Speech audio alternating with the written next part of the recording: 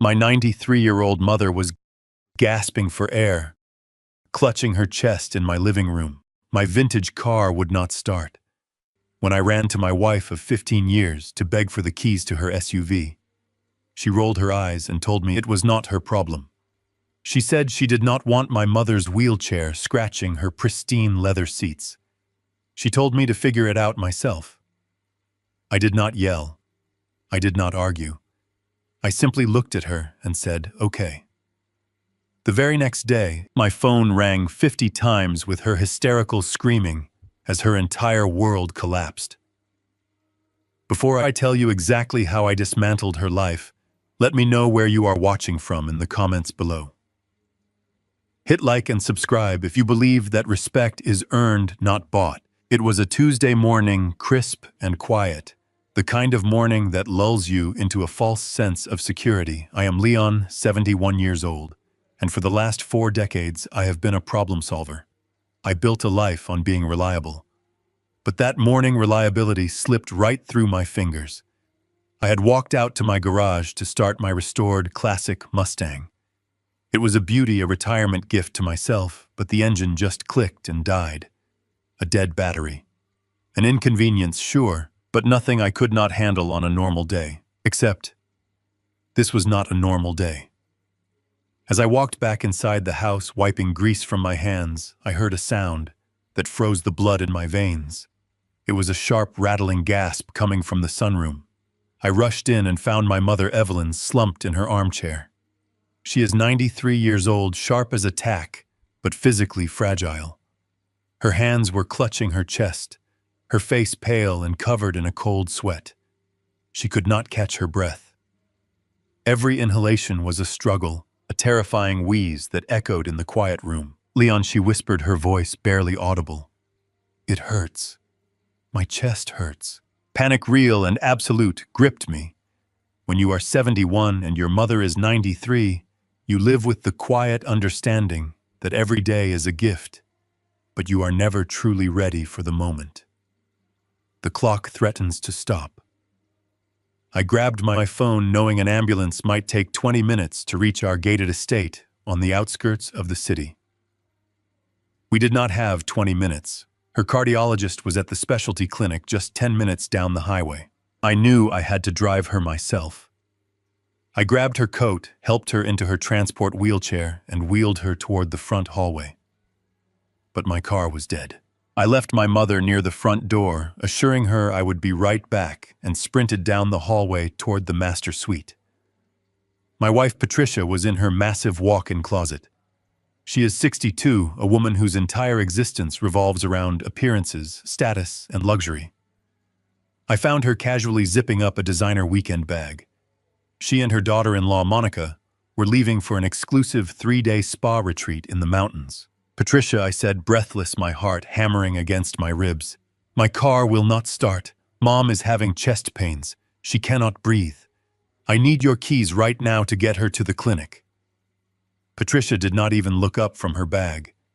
She adjusted a silk scarf and sighed a long, exasperated sound, as if I had just asked her to do the laundry. "Leon, I am already running late," she said, her voice dripping with annoyance. "Monica is waiting for me downstairs." I stepped closer, thinking she had not heard me clearly. "Patricia, you do not understand. She is having a cardiac episode. I need the SUV. It will take 10 minutes. Finally, she turned to look at me. Her expression was not one of concern or fear. It was pure, unadulterated disdain. "I am not letting you put that dirty metal wheelchair in the back of my brand new SUV," she said, crossing her arms. "It will scratch the custom leather. Besides, I need the car for the weekend." I stared at her. This was the woman I had shared a bed with for 15 years. The woman whose lifestyle I fully funded. The SUV she was protecting. I wrote the check for it 2 months ago. It cost more than most people's first homes. "Patricia, my mother might be dying," I said, my voice dropping to a low, desperate plea. She rolled her eyes, grabbed her designer sunglasses, and brushed past me. "Not my problem, Leon," she threw back over her shoulder. "Figure it out yourself." She walked down the stairs, greeted Monica with a cheerful laugh, and they walked out the front door, leaving me standing in the hallway while my mother gasped for air in the other room. I did not chase after her. I did not scream. I did not throw things. The sheer audacity, the absolute cruelty of her words hit me like a physical blow, silencing any urge to argue. I just stood there for a fraction of a second, absorbed the betrayal, and said to the empty hallway, "Okay." I pulled out my phone and called a private premium medical transport service I kept on retainer. They dispatched an emergency vehicle, equipped with paramedics, that arrived at my gate in 7 minutes. I held my mother's hand, and as they loaded her in my mind, eerily calm, my heart frozen over. The hospital waiting room was sterile cold and smelled of antiseptic and anxiety. I sat in a stiff plastic chair for 3 hours while the doctors worked to stabilize my mother. During those hours, isolated with my own thoughts, the story of my life played out before my eyes. I did not grow up with money. At 25, I had nothing but a single used delivery truck and a willingness to outwork everyone around me. I spent 40 years negotiating with corporate sharks, navigating brutal recessions, and building a logistics empire from the dirt up. I had built a fortune, a life of absolute security. My first wife, the woman who built that life with me, passed away 2 decades ago. When I met Patricia a few years later, I was a lonely man looking for companionship. She was a widow with a 20-year-old son named Aaron. I made a promise to take care of them. I paid for Aaron's college. I bought Patricia the house, the clothes, the cars. I thought I was providing security. I thought I was buying us a peaceful, loving retirement. As I stared at the blank hospital wall, the ugly truth finally settled in my bones.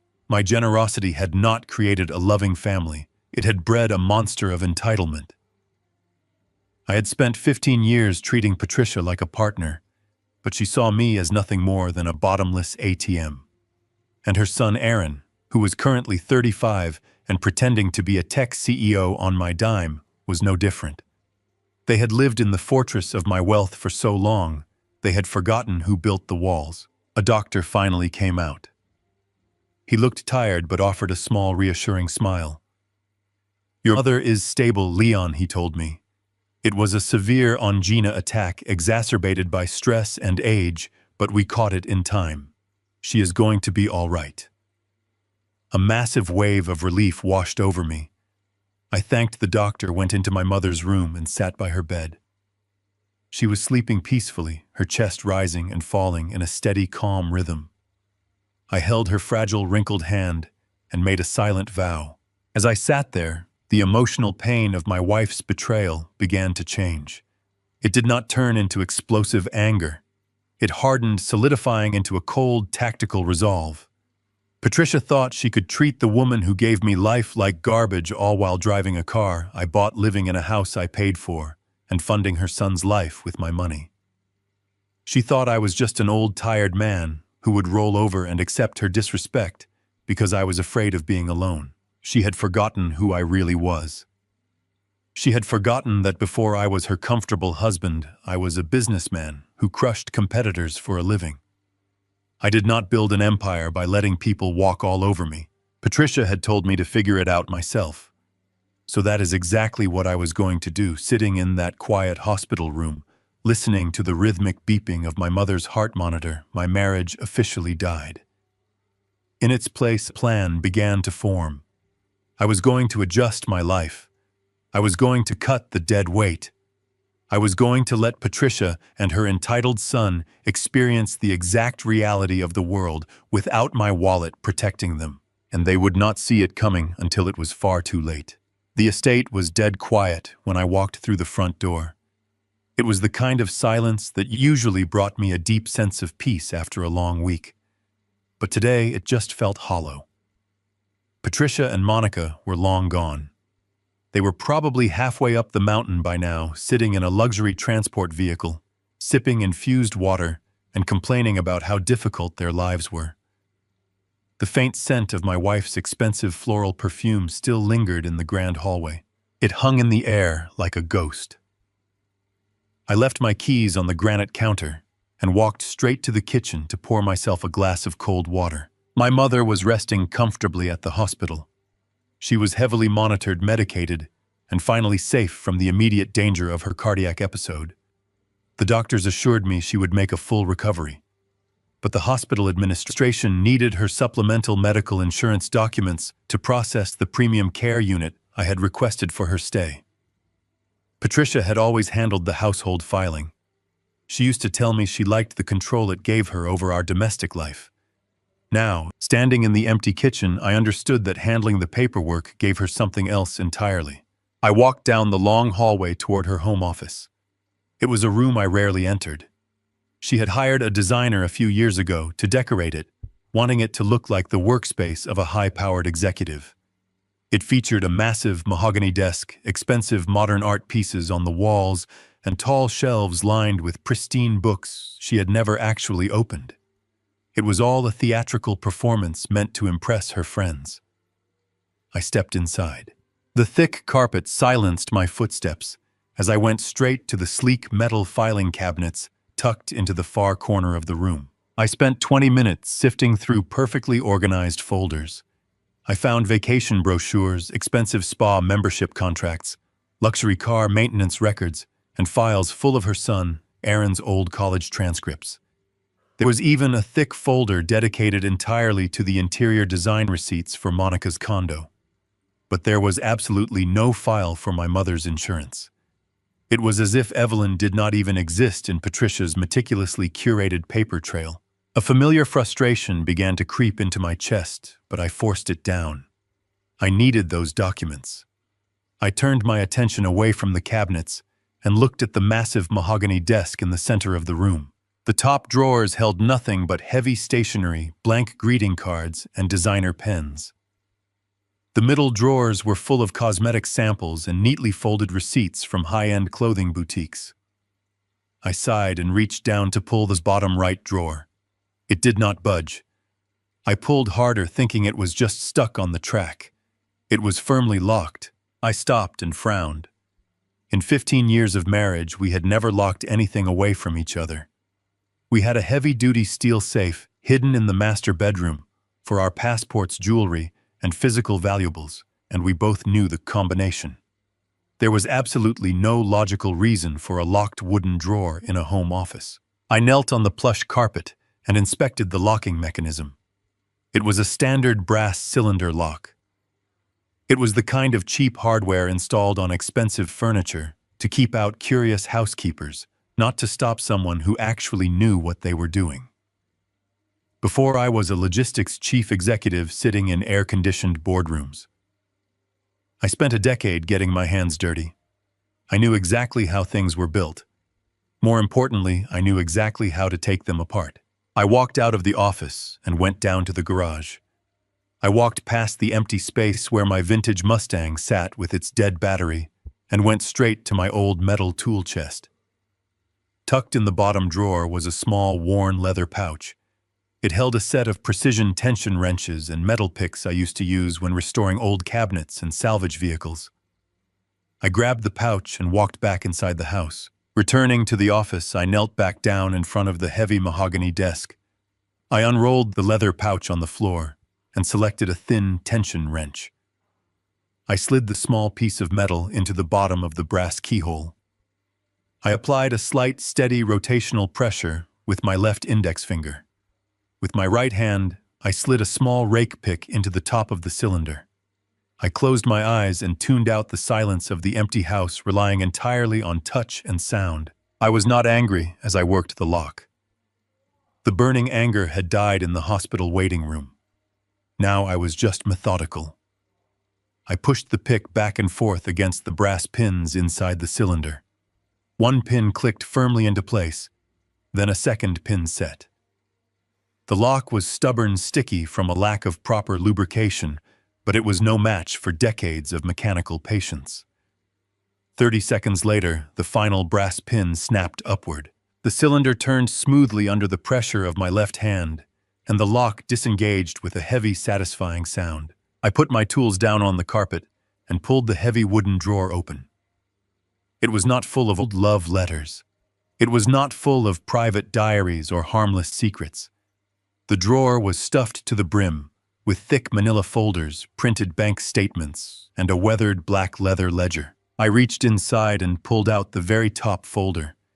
It did not have my mother's name written on the tip. It had my name. I sat back on the floor, resting the heavy folder on my knees, and opened the cover.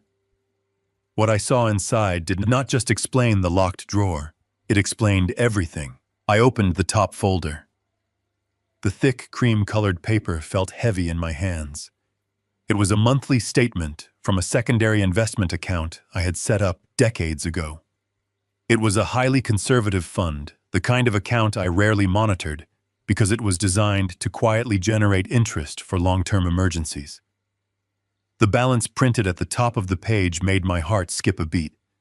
It was short by over $200,000. I flipped to the transaction history. I saw page after page of wire transfers. 10,000 here, 25,000 there, 15,000 just last Tuesday. The destination for every single transfer was a corporate account I recognized immediately. Zenith Innovations. That was the name of the luxury tech startup my stepson Aaron was supposedly building from the ground up. Aaron had always fancied himself a brilliant visionary. He wore expensive black turtlenecks, spoke in endless corporate buzzwords, and constantly posted online about the grueling grind of being an independent entrepreneur.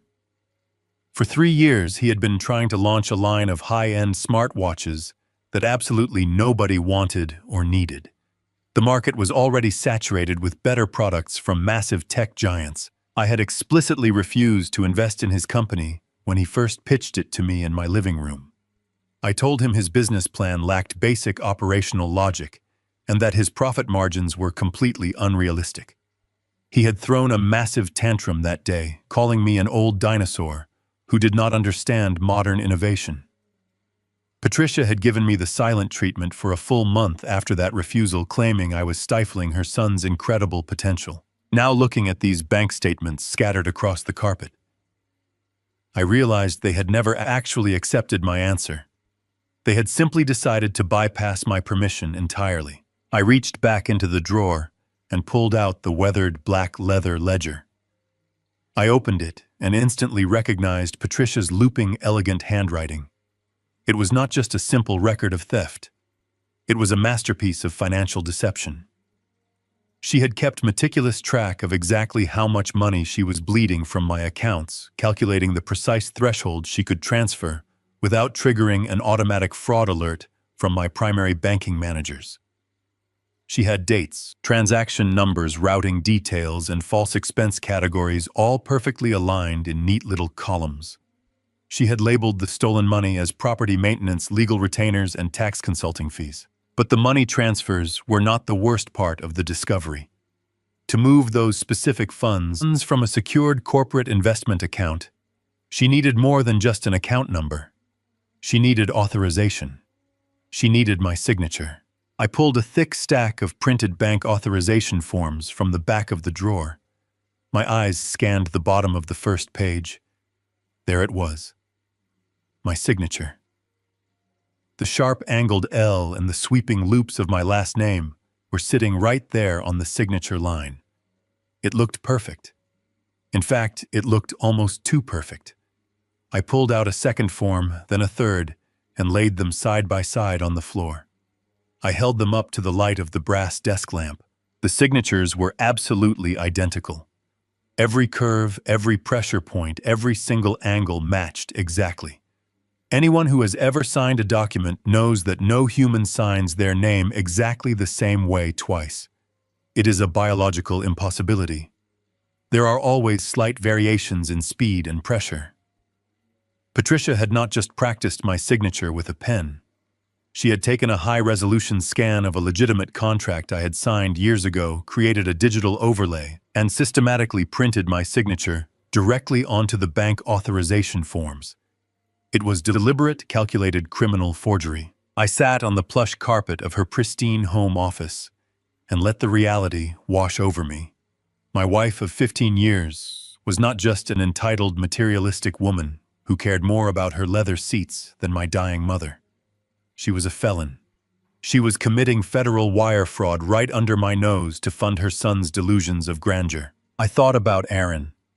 I thought about the luxury condo he lived in with his wife, Monica, a beautiful downtown property I held in my corporate holding company's name to give them a safe place to live. I thought about the expensive cars he drove, the lavish dinners he constantly posted on social media, and the arrogant way he looked at me during family holidays, as if I were just a decrepit old man taking up space in his vibrant world. I was playing the role of a self-made tech genius for all his friends, but he was nothing more than a parasite. I was a tick gorging himself on the lifeblood of my 40 years of hard work. The betrayal ran so deep it felt almost surreal. While I was standing in my hallway, terrified and worrying about my 93-year-old mother gasping for air, Patricia was casually packing her designer bags for a spa weekend, funded by the very money she had stolen from me. She had looked me right in the eyes and told me my mother was not her problem. She felt entirely untouchable. She felt invincible because she thought I was completely blind to her true nature. I did not feel the urge to scream. I did not want to smash the expensive modern art on the walls or throw the mahogany desk across the room. The burning anger inside me had distilled into something much more dangerous. It had turned into pure, cold logic. If I confronted her right now when she got back from the spa, she would cry. She would play the victim. She would blame Aaron, or she would claim she did it because she felt financially insecure and just wanted to ensure her son had a future. She would twist the narrative and try to manipulate her way out of it, just like she always did when she was caught in a lie. But you cannot manipulate a paper trail. You cannot cry your way out of forged bank documents and fraudulent wire transfers. I reached into my pocket and pulled out my phone. I began to take pictures of every single page. I photographed the bank statements, the forged authorization forms, and every page of her handwritten ledger. I made sure the lighting was perfect, and the text was entirely legible. I was building a comprehensive case file. I was treating my failing marriage the exact same way I treated a hostile corporate takeover. I documented the dates, the amounts, and the routing numbers. As I photographed the final pages of the ledger, a new detail caught my eye. It was a printed email exchange tucked neatly between the back cover and the last page of the book. I pulled the papers out. The emails were between Patricia and Aaron, dated just 2 weeks ago. I started reading the messages, and the absolute last shred of mercy I had for these people evaporated into thin air. The conflict was no longer just about stolen money or a ruined marriage. It was about my very survival. The top email was dated just 14 days ago. The subject line was blank, a cowardly attempt at discretion, but the contents were laid out in crisp black ink. I smoothed the wrinkled page against the carpet and began to read. My stepson Aaron had initiated the chain. His message was a long, frantic block of text complaining about his cash flow.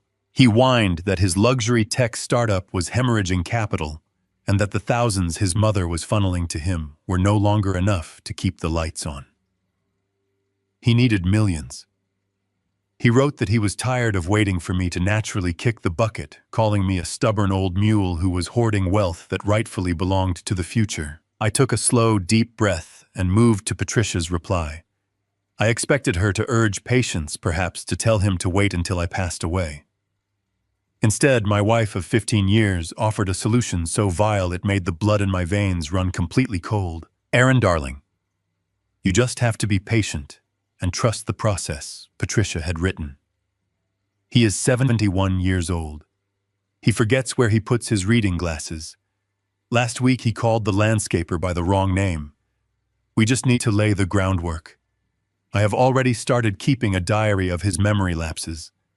A few more months of documenting his decline, and we can easily argue that he is no longer fit to manage his own estate. My eyes darted across the page, absorbing the sheer malice of her words.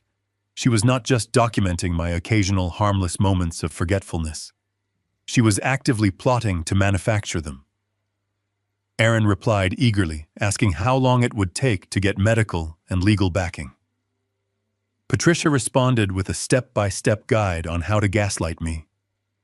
She instructed Aaron to start casually bringing up conversations we never had, to act confused when I denied them, and to look at me with pity. She wrote that she was going to start moving my personal items around the house, hiding my keys, misplacing my mail, deliberately creating an environment where I would slowly begin to doubt my own sanity. Once they established a documented history of cognitive decline, the endgame was terrifyingly simple. They planned to hire a private physician, someone sympathetic to a weeping, exhausted wife, burdened by a husband losing his mind. With a medical affidavit in hand, they would approach the courts and have me declared legally incompetent. I turned to the final page of the email thread. Aaron had outlined what he called the transition phase. As soon as a judge handed him and Patricia power of attorney, Aaron planned to immediately liquidate my commercial real estate portfolio.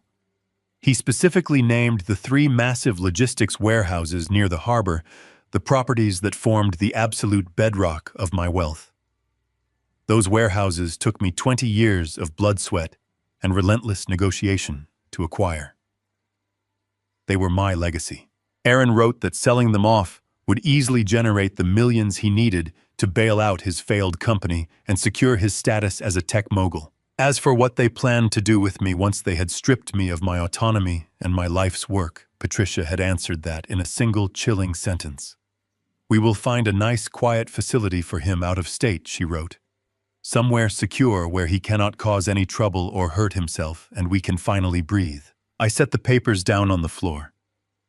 The physical sensation of betrayal was so intense it felt like a crushing weight on my chest.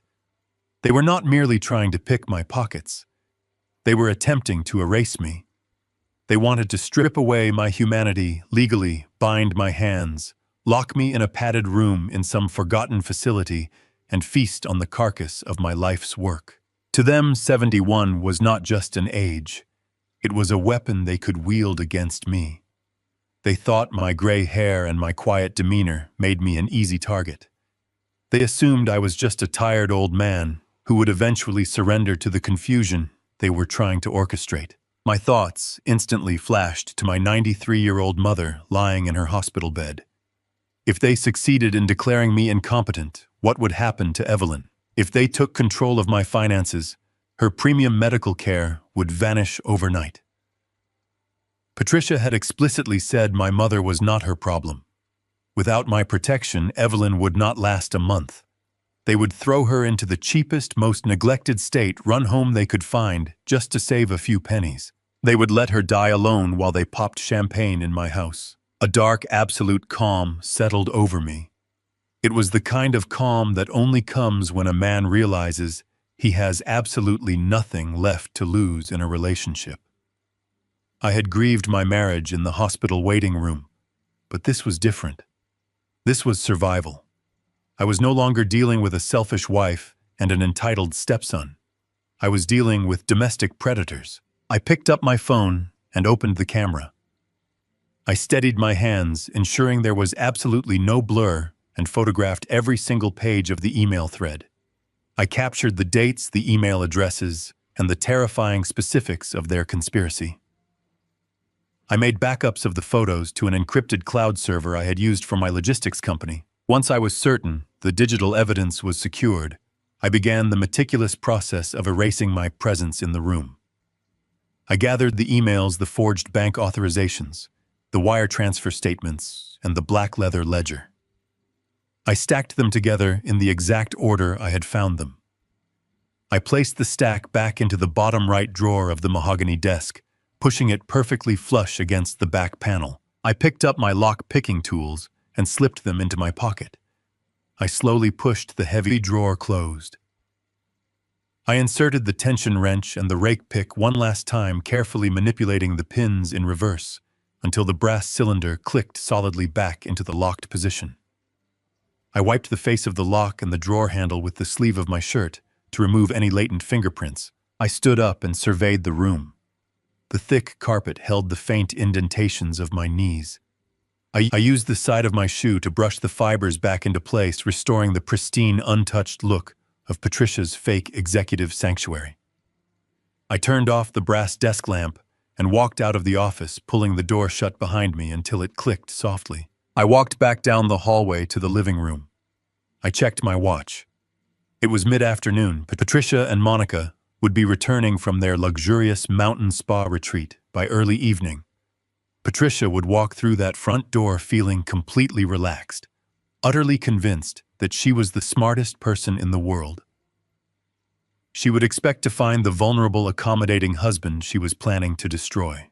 I walked into the kitchen and put on a pot of coffee. I needed to be sharp. I was going to give her exactly the husband she expected to see. I was going to smile, ask her about her day, and let her believe her vicious little plan was working flawlessly. The time for anger had passed. It was time to build a trap. The heavy wooden front door swung open just after 6 in the evening. I was sitting at the kitchen island with a cup of black coffee. The scent of eucalyptus and expensive essential oils drifted into the house long before Patricia actually walked into the room. She looked absolutely radiant. Her skin was glowing from 3 days of intensive spa treatments, and her posture was completely relaxed. Monica followed closely behind her, carrying 2 designer weekend bags and laughing at a joke Patricia had just told. They looked like 2 women who did not have a single care in the world. Patricia dropped her keys onto the marble counter and finally noticed me sitting there.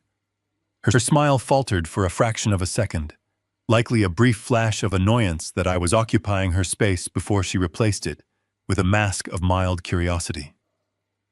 "Leon," she said smoothly, "you are home. How is your mother doing?" She asked the question with the exact same tone someone might use to ask about the weather. There was zero genuine concern in her voice. She did not approach me. She did not touch my shoulder or look me in the eyes. She simply opened the refrigerator to look for a bottle of sparkling water. "She is resting," I replied. My voice was completely steady. "The doctors are keeping her under observation for the week, but she is out of the woods." "Oh, that is wonderful news," Patricia said, pouring her water into a glass. She turned to Monica.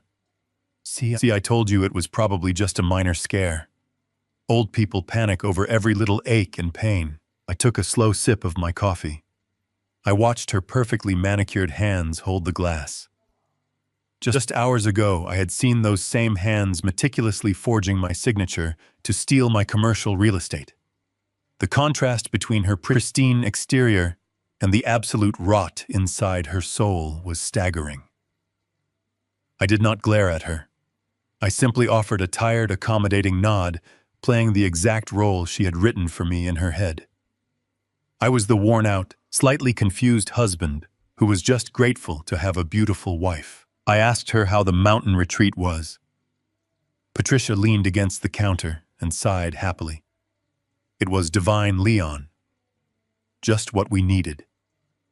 The massage therapists worked out all my tension. Planning Aaron's big launch party has been incredibly stressful for me. You know how much I want his luxury tech company to succeed. He works so hard. She set her glass down and walked slowly around the kitchen island. She stopped right next to She placed her soft, manicured hand over mine. It took every ounce of self-control I had, acquired over 71 years of life, not to pull my hand away in sheer disgust. Her touch felt like a venomous snake resting on my skin. "Actually, Leon," she said, her voice dropping into a soft, coaxing register. "Since you brought up Aaron, I need to ask you a tiny favor." I looked up at her, keeping my expression entirely neutral. "What kind of favor, Patricia?" She gave a small, dismissive wave of her hand, as if the request was the most trivial thing in the world. "The grand launch party for Zenith Innovations is tomorrow night. Aaron has invited the absolute elite of the city, venture capitalists, tech bloggers, major investors. But the catering company and the event venue just hit him with some unexpected last-minute fees. You know how vendors love to take advantage of young entrepreneurs." I kept my face perfectly blank. "How much does he need, Patricia?" "Just $20,000, she said with the bright, innocent smile. "It is just a drop in the bucket for you, Leon. But it would mean the absolute world to Aaron." It will ensure his big night is completely flawless. The psychological tension in the kitchen was so thick, it was suffocating. I sat there looking into the eyes of a woman who was actively plotting to lock me in a psychiatric facility. She was asking me for $20,000 to fund a party that was already being paid for by a $500,000 loan she had stolen by forging my signature. She wanted me to pay for the very celebration of my own financial ruin. She stood there completely oblivious to the fact that I had cracked her locked drawer, read her vile emails, and photographed her criminal ledger. She suspected absolutely nothing. She believed I was nothing more than a blind, accommodating fool. I looked at Monica standing by the hallway. She was watching me with a smug, expectant look on her face. They both knew I would say yes. In their minds, I always said yes. I pulled my checkbook from my inner jacket pocket. I clicked my pen and smoothed the paper flat against the kitchen island. "Of course, Patricia," I said, my voice completely devoid of any sarcasm or anger. "We want Aaron to have a successful launch. He is the future, after all." Patricia beamed. Her eyes lit up with raw, unfiltered greed. "Oh, Leon, you are the absolute best husband a woman could ever ask for." I wrote the date. I wrote the name of Aaron's fraudulent company. Then I wrote out $20,000. I signed the bottom of the check using the exact same sweeping loops and sharp angles she had spent months practicing and forging. I tore the small slip of paper from the book and handed it to her. She snatched it from my fingers with terrifying speed. She kissed me on the cheek, a dry, cold press of her lips against my skin, and immediately turned back to Monica. "Come on," Patricia said, practically vibrating with excitement. "We need to call the event planner right now and upgrade the champagne packages before tomorrow." They hurried out of the kitchen and rushed up the grand staircase. Their excited chatter echoed through the massive house. I remained seated at the kitchen island, staring at my half-empty cup of black coffee. Writing that check was not an act of submission. It was the final drop of bait in the trap. By giving her the money so easily, I cemented her false sense of absolute security. She would go to sleep tonight, believing her entire master plan was executing flawlessly. She would wake up tomorrow morning to prepare for a night of luxury and triumph. She had absolutely no idea that while she was upgrading champagne packages, I would be sitting in a high-rise corporate law office with Sylvia Wallace. I picked up my phone and sent a brief text message to Sylvia, confirming our meeting for first thing the next morning. I placed the phone back on the counter and listened to the sound of my wife laughing upstairs. Let her laugh. Tomorrow, the world she had built on a foundation of theft and betrayal was going to burn to the ground, and I was going to be the one holding the match. The morning fog was still clinging to the glass of the downtown skyscrapers when I pulled into the underground parking garage. I did not bring my dead classic car or order a private driver. I drove my heavy-duty work truck, the one Patricia refused to ride in because it smelled like actual labor. I took the private elevator straight to the 42nd floor. The doors opened to the reception area made of polished slate and frosted glass. There was no warm greeting, no soft music playing from hidden speakers. This was the domain of Sylvia Wallace, and her firm did not deal in pleasantries. They dealt in power. I walked past the reception desk and straight toward the heavy oak doors at the end of the hall. Sylvia was 55 years old, a woman whose entire existence was defined by ruthless efficiency. I had met her back in the late 90s. At the time, I was trying to expand my logistics company, and I was being bled dry by a corrupt faction of union bosses who thought they could strong-arm a young, growing contractor. Sylvia was just a junior associate back then, but she had the instincts of a great white shark. She found every loophole, documented every illegal threat, and systematically dismantled their leadership at the negotiating table without breaking a sweat. We had fought in the trenches together, and she was fiercely, absolutely loyal to me. I pushed the oak doors open. Sylvia was sitting behind her massive glass desk, reviewing a thick stack of legal briefs. She wore a pristine tailored suit, her hair pulled back into a severe knot. She did not look up immediately, accustomed to making people wait. but the moment she recognized my heavy footsteps, she set her pen down. "Leon," she said, her voice sharp and precise.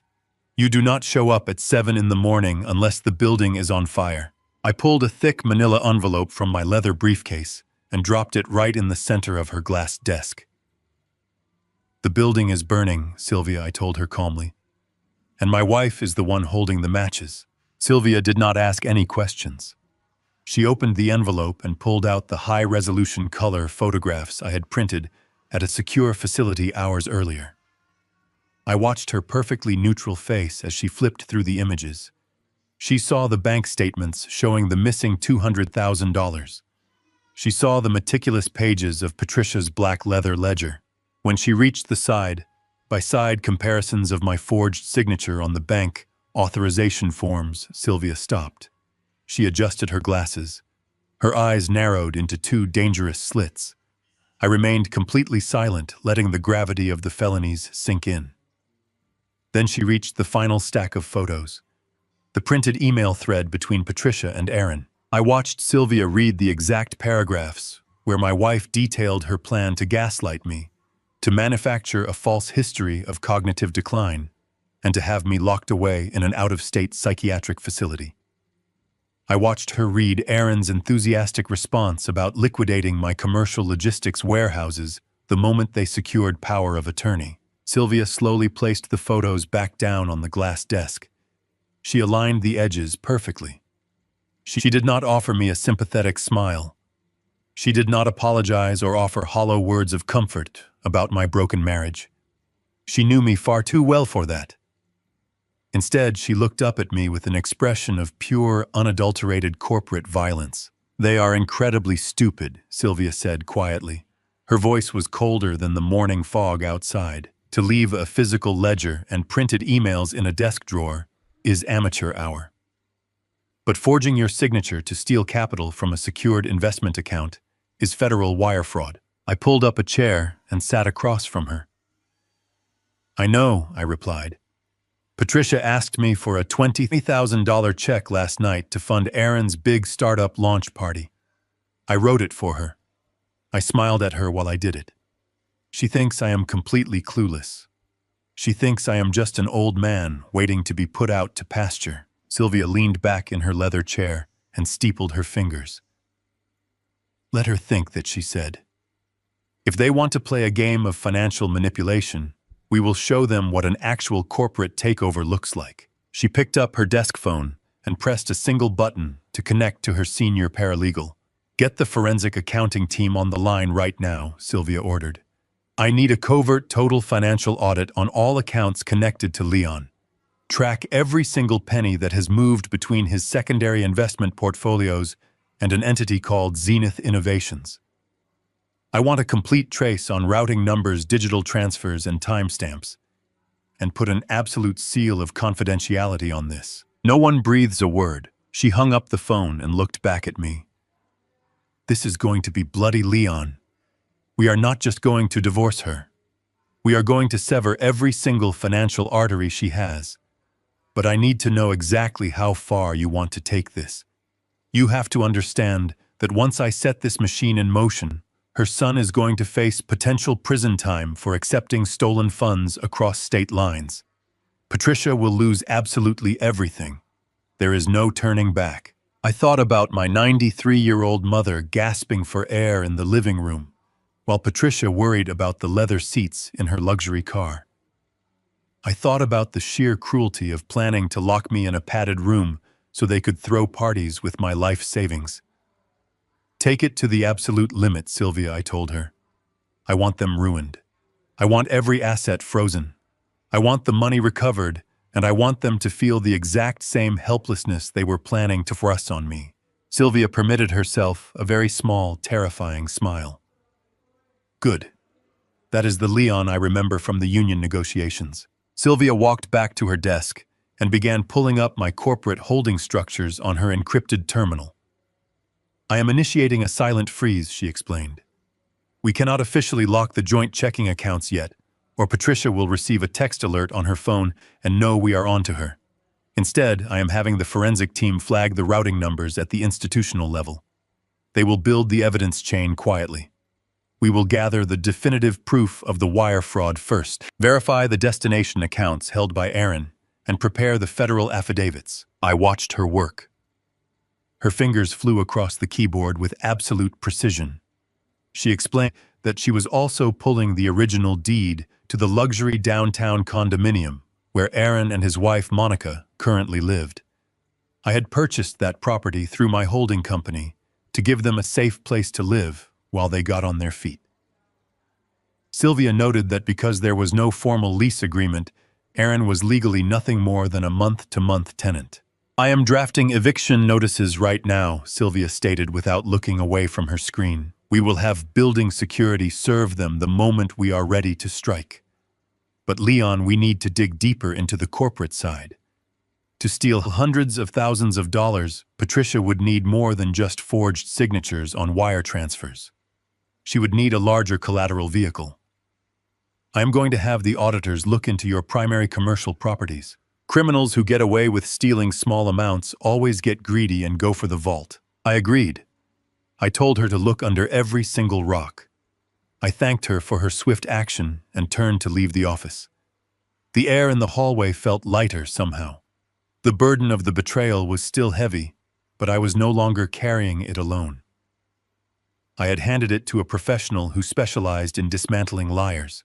I took the private elevator back down to the parking garage.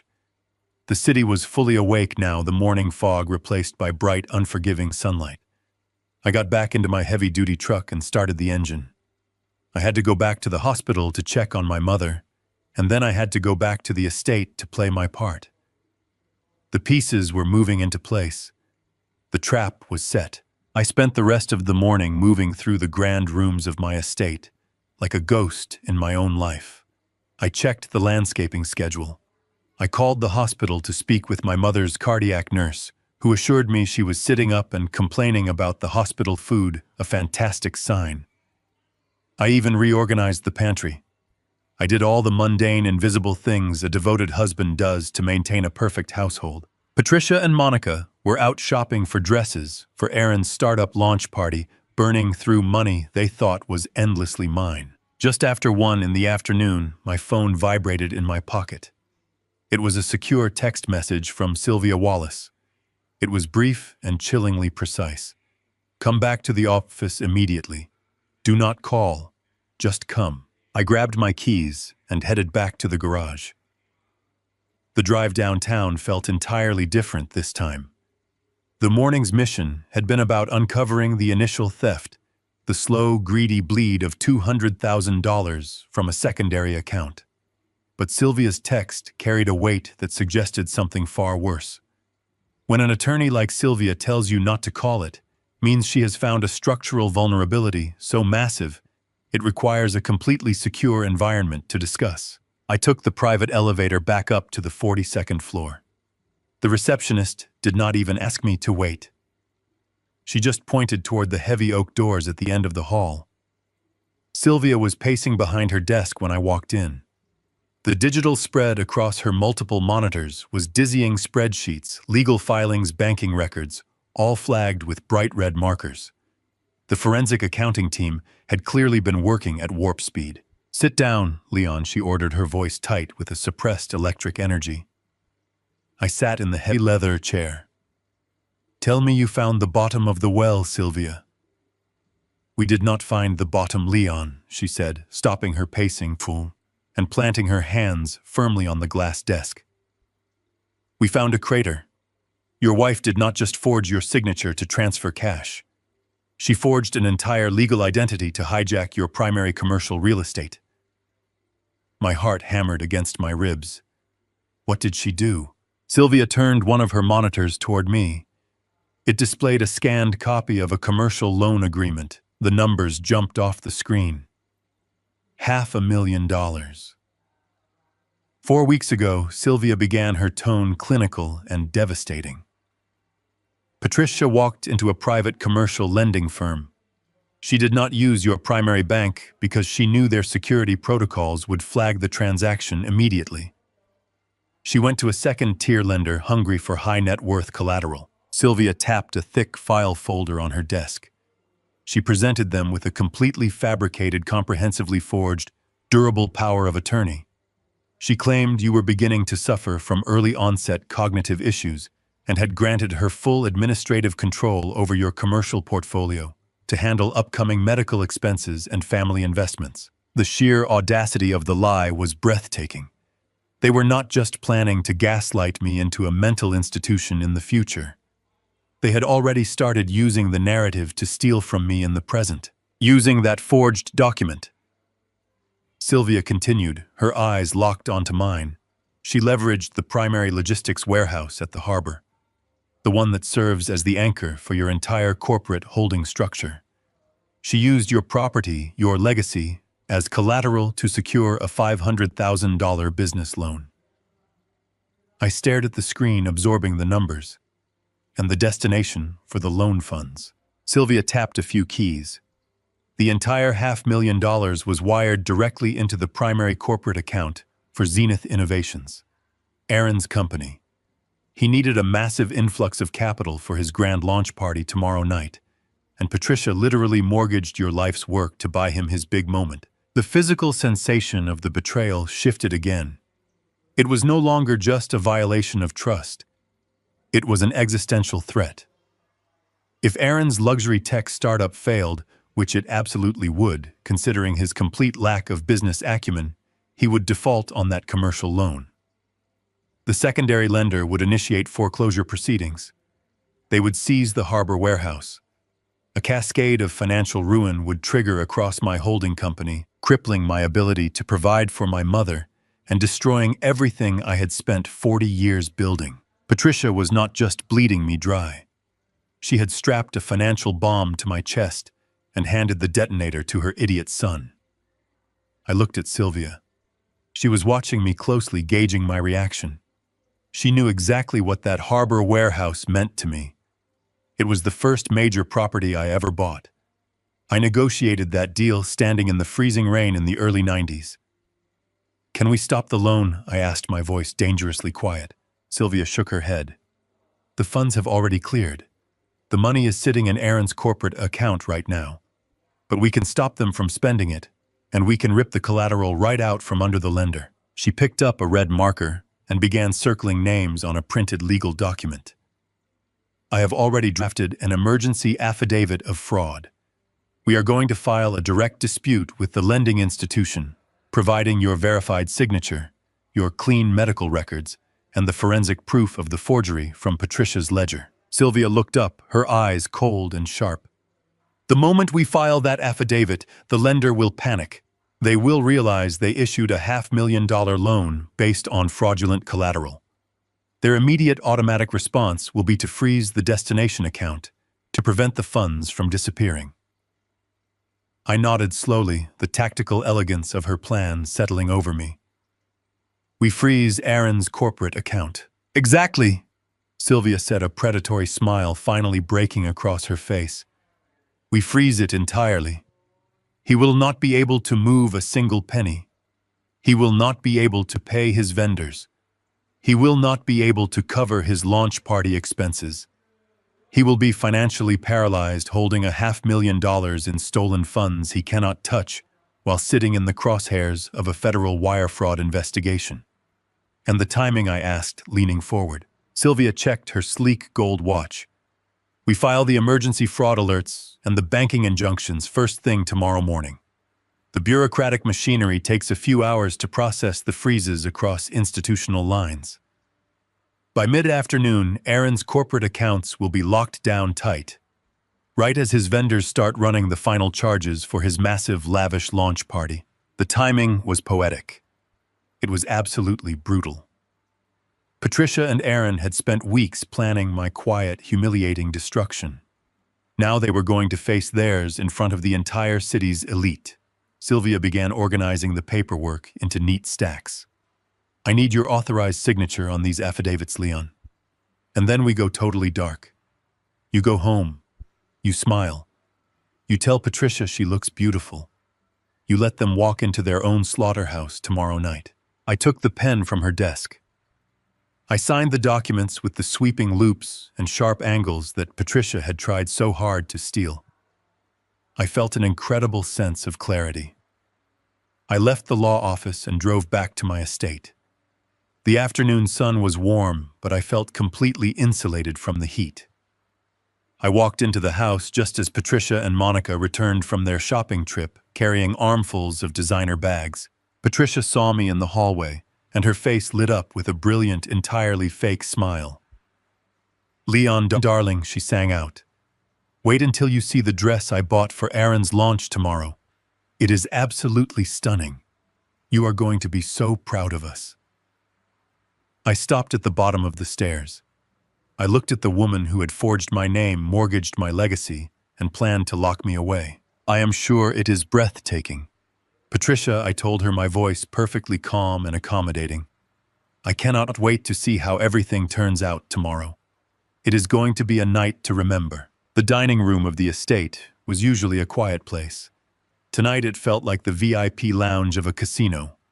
Aaron and Monica had come over for a celebratory dinner the night before the grand launch of Zenith Innovations. Patricia had ordered our private chef to prepare roasted lamb and truffle potatoes, treating the meal as a victory lap for a race she thought she had already won. I sat at the head of the long oak table. I cut my meat methodically and listened to the three of them brag. Aaron was wearing one of his signature black turtlenecks. He was practically vibrating with nervous, arrogant energy. He held a glass of expensive red wine and gestured wildly as he described the venue for tomorrow night.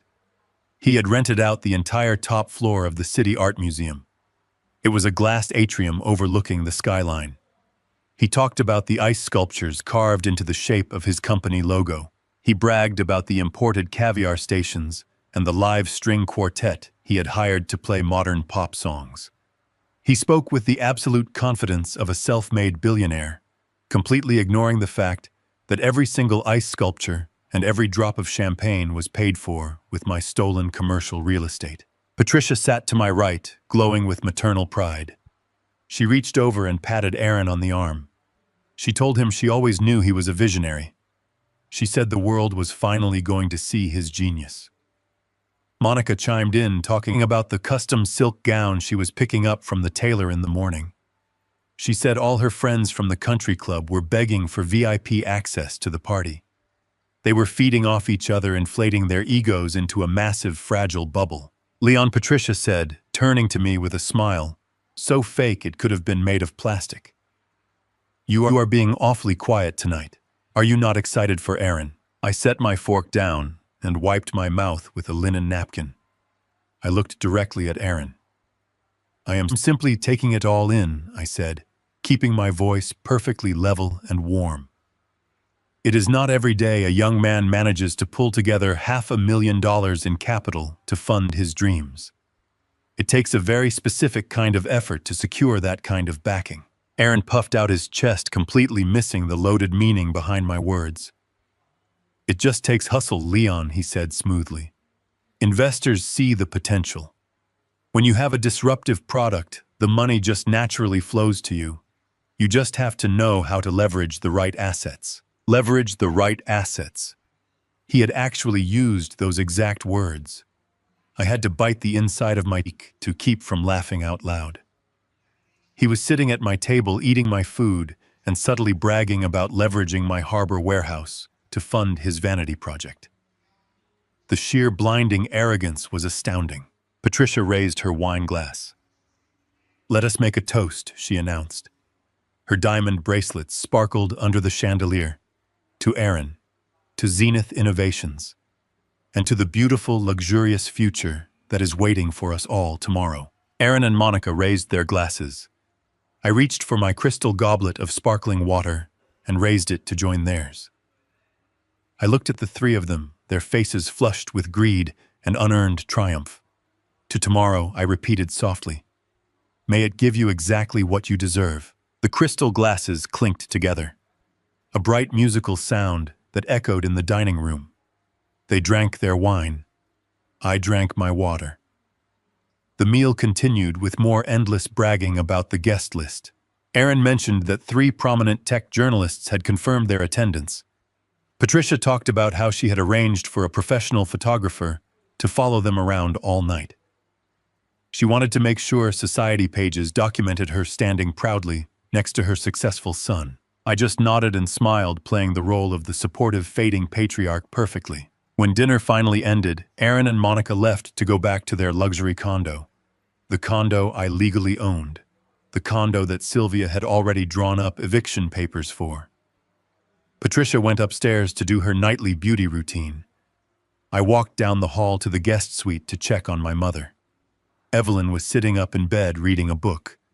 Her breathing was steady, her color was back to normal, and the private night nurse assured me her heart rate was perfect.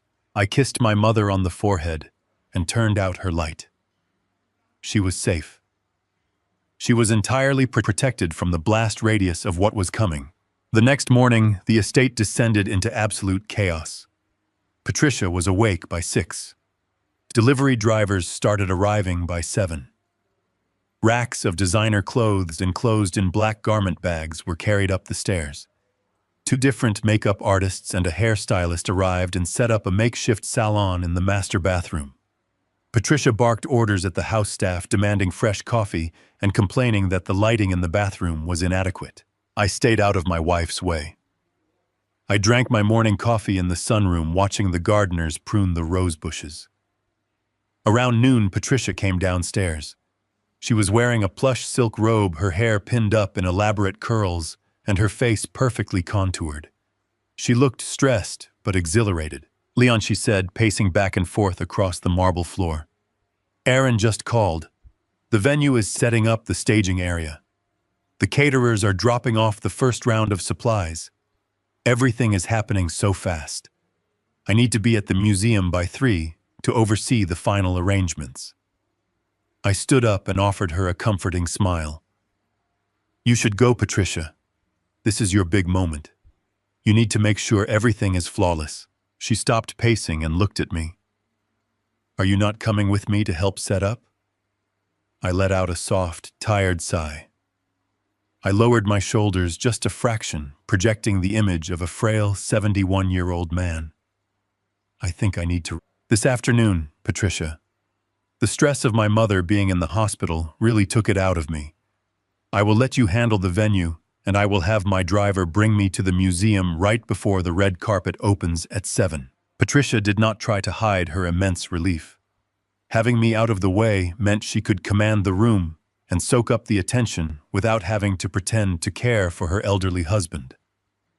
"That sounds like a wonderful idea, Leon," she said quickly. "You rest. I will handle all the heavy lifting. Just make sure you wear the navy suit I picked out for you. We need to look cohesive for the photographers." She rushed back upstairs to finish getting ready. I sat back down in the sunroom. The quiet tick of this grandfather clock in the hallway was the only sound I focused on. At this exact moment, Sylvia Wallace was sitting in her office. She was taking the signed affidavits of fraud and filing them directly with the commercial lending institution. The gears of the financial and legal systems were beginning to turn. The bureaucratic machine was locking its jaws around Aaron's stolen $500,000. Patricia left the house a few hours later. She practically floated out the front door, shouting instructions to the housekeeper about not touching her discarded clothes. She climbed into the back of a luxury car service and disappeared down the driveway. She was heading to a glass atrium filled with ice sculptures and caviar. She was heading to a party that was currently bleeding cash. I walked back into the kitchen and poured myself a fresh cup of coffee. I looked at the digital clock on the microwave. It was 2 in the afternoon. The fraud alerts would be registering across the banking networks right about now. The freezes would be hitting the routing numbers. The dominoes were officially falling. All I had to do now was wait for my phone to ring.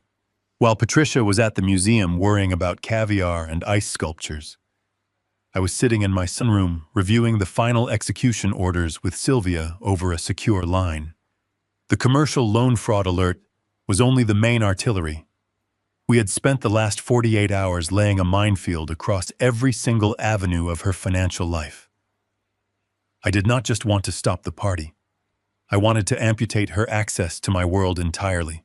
The sheer scale of the operation required absolute precision. Sylvia had mobilized her entire senior staff to work through the night. First went the credit cards. Patricia carried 3 premium platinum cards in her designer wallet. She used them for everything from her morning coffee to her weekly spa treatments. I authorized Sylvia to contact the issuers directly. We did not just report the cards as lost. We completely revoked her status as an authorized user, citing impending divorce and suspected financial abuse. I listened to the quiet hum of my garden as Sylvia confirmed that the banks had immediately deactivated the magnetic strips and frozen the accounts. Any terminal she tried to swipe them at would now flash a hard decline. Next were the liquid assets. During the 48-hour window leading up to this afternoon, my forensic accounting team had systematically drained every joint checking and savings account we shared. We did not do anything illegal. We simply transferred the bulk of the funds back into my sole corporate holding accounts, leaving just enough to cover basic automated utility bills. If Patricia tried to withdraw cash from an automated teller machine or write a personal check, she would find a balance that was virtually zero. The financial safety net she had taken for granted for 15 years simply ceased to exist. Sylvia did not stop at the cash. She targeted their lifestyle. The absolute masterpiece of our preparation was the eviction notice. Sylvia had spent the previous evening drafting a lethal watertight legal document regarding the luxury downtown condominium. Aaron and Monica had lived there for 3 years without paying a single dime in rent. Because the property was officially held by my corporate entity and there was no formal lease agreement on file, they were legally classified as month-to-month tenants at will. Furthermore, because of the documented federal wire fraud tied directly to Aaron's business accounts, Sylvia included a specialized clause citing illicit financial activity connected to the premises. Sylvia informed me over the phone that she had just dispatched a private process server accompanied by the condominium building security team. They were instructed to bypass the front desk and march directly up to Aaron's penthouse door. The notice gave them exactly 72 hours to vacate the premises completely. If they failed to comply, my legal team would initiate an immediate lockout and have their belongings seized by local authorities. Monica was going to receive that piece of paper while she was likely putting on her custom silk gown for the grand party. It was a symphony of destruction. Every single comfort they possessed was being systematically dismantled while they were entirely oblivious. I sat in my quiet house and thought about the sheer arrogance it took for Patricia to look at me, the man who had provided her entire lavish existence, and tell me to figure out how to save my dying mother myself. She had felt so powerful in that moment. She believed her comfort was a permanent fixture of the universe. The afternoon sun slowly began to lower over the estate. The house was completely silent. The makeup artists and hairstylists had packed up their tools and left hours ago.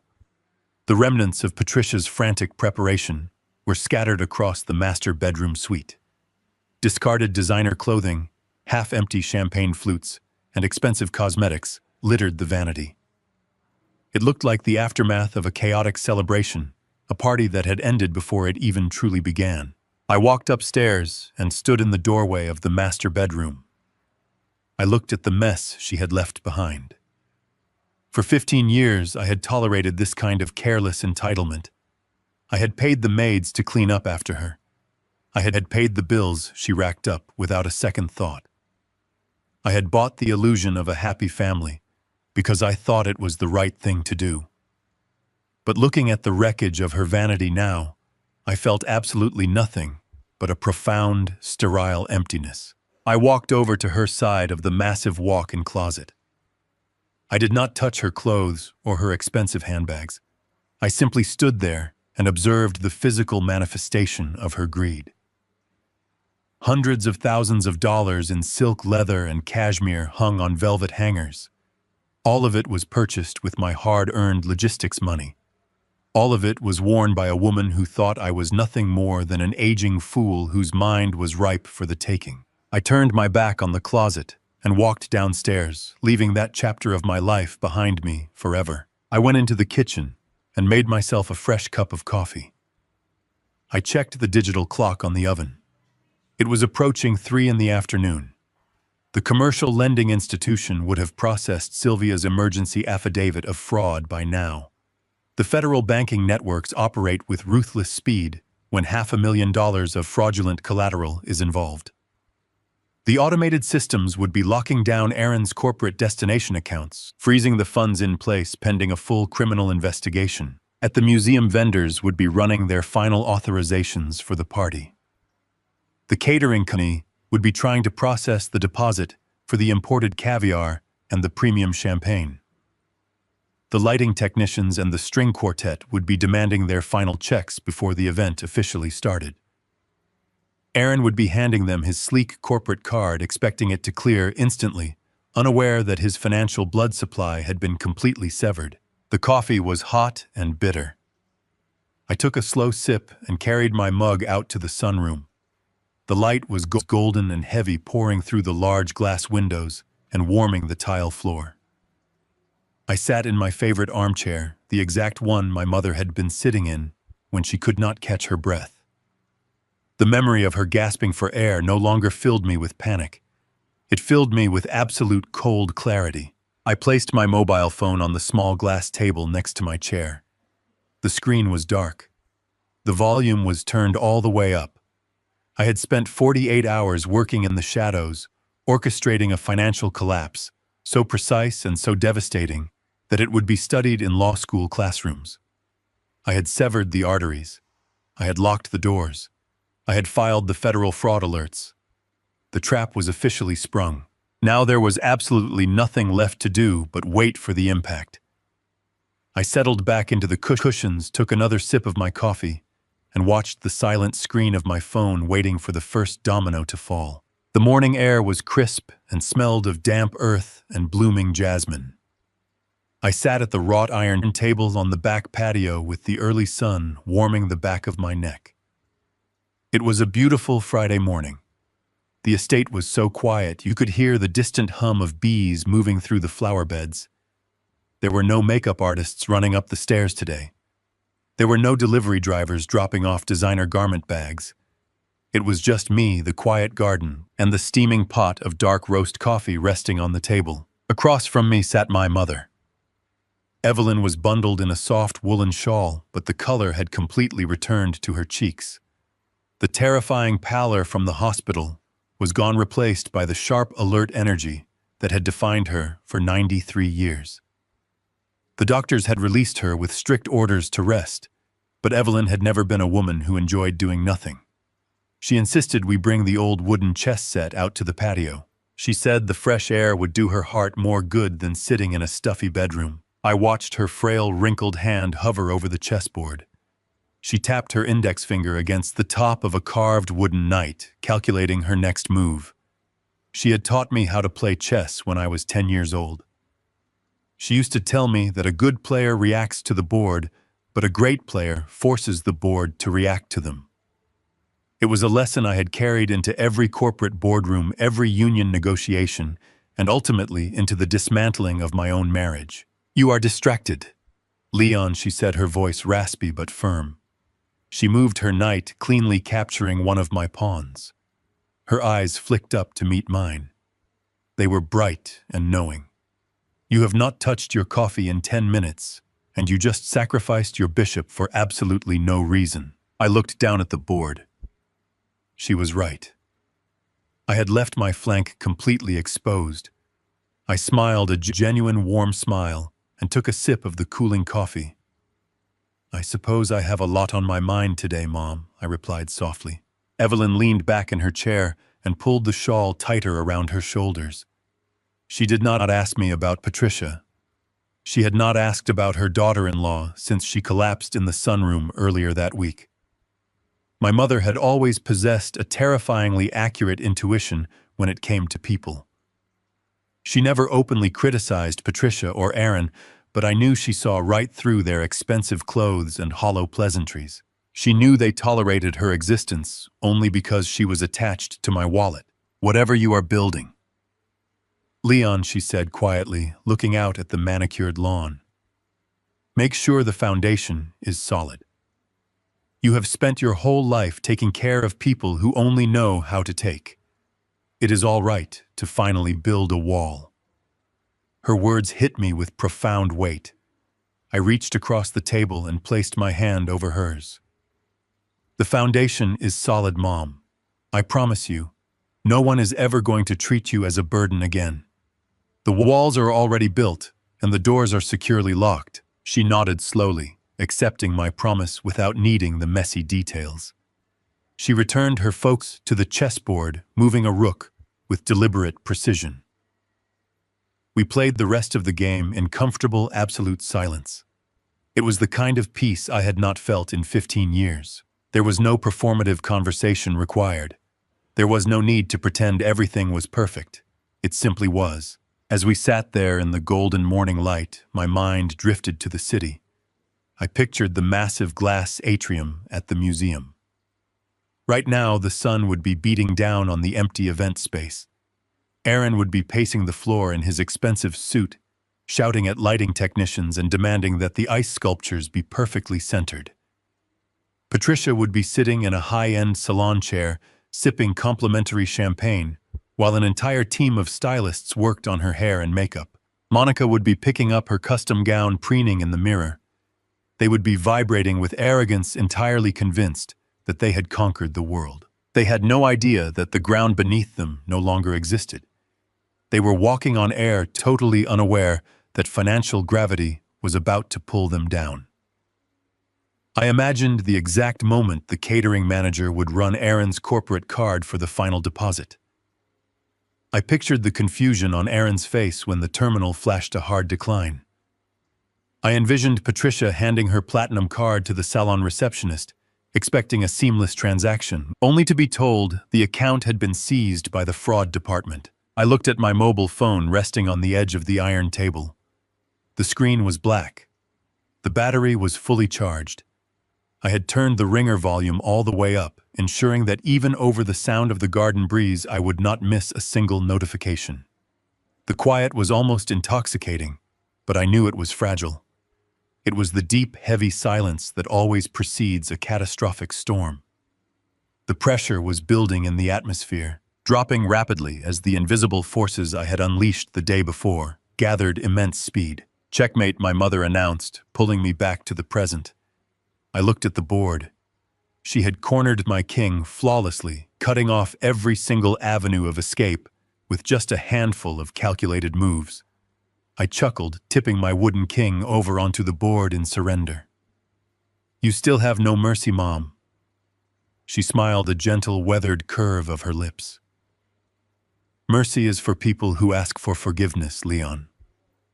Not for people who try to take what is yours."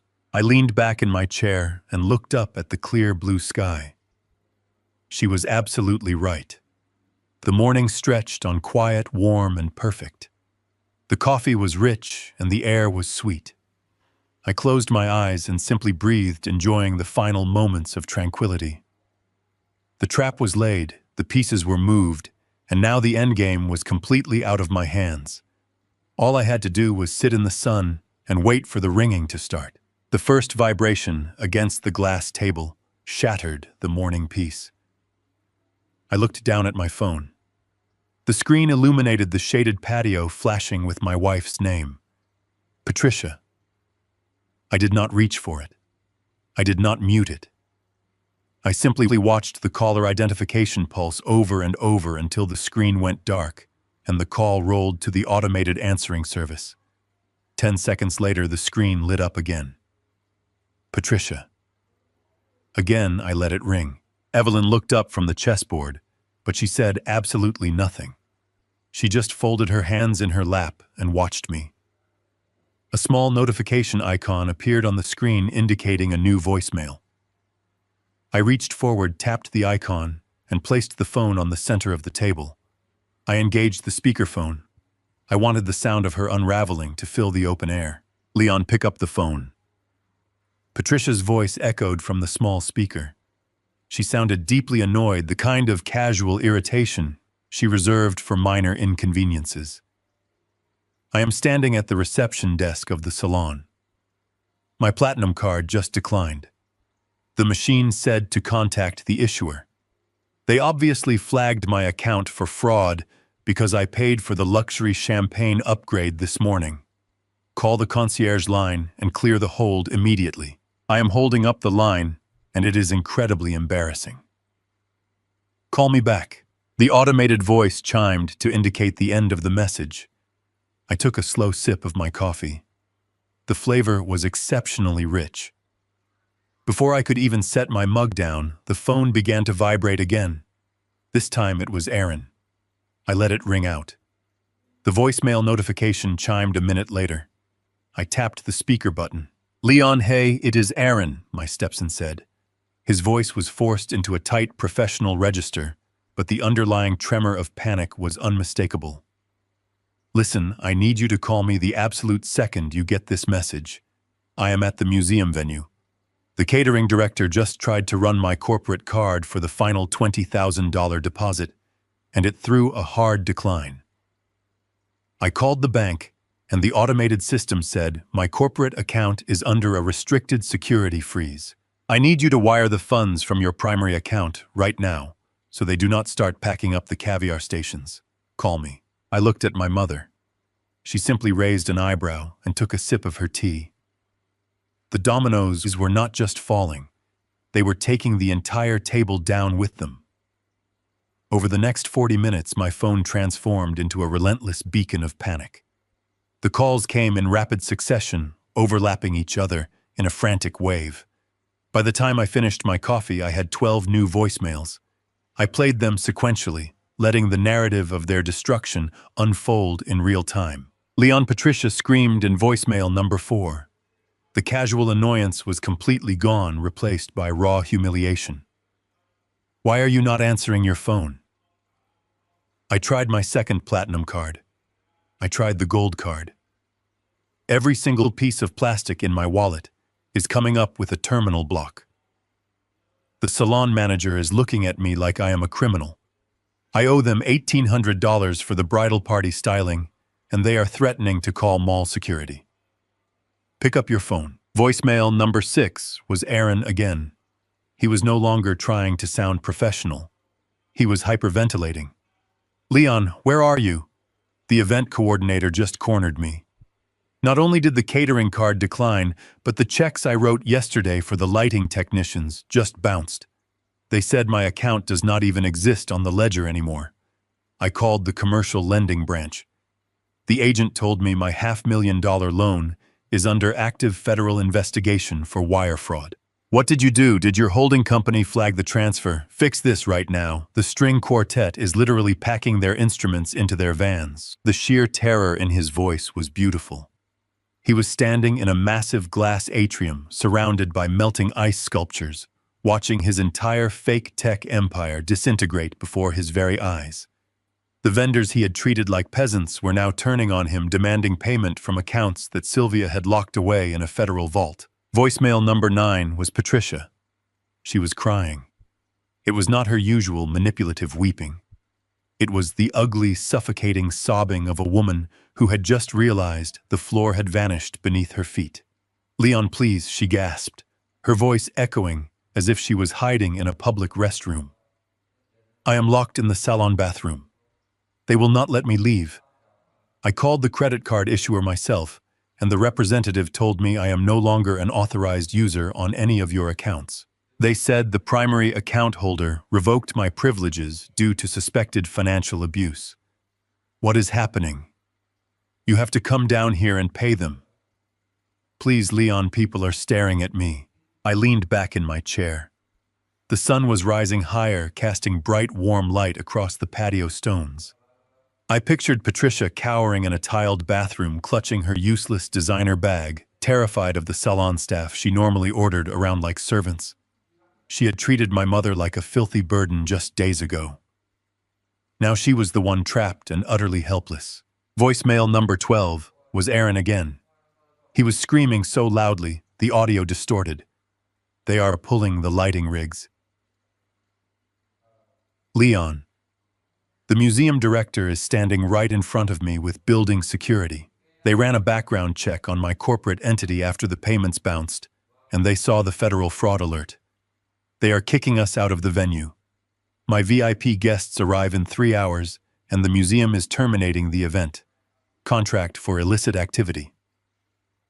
Answer the phone. You have to fix this. My entire reputation is ruined. I did not feel a single ounce of pity. Aaron had planned to steal my commercial real estate to fund this exact party.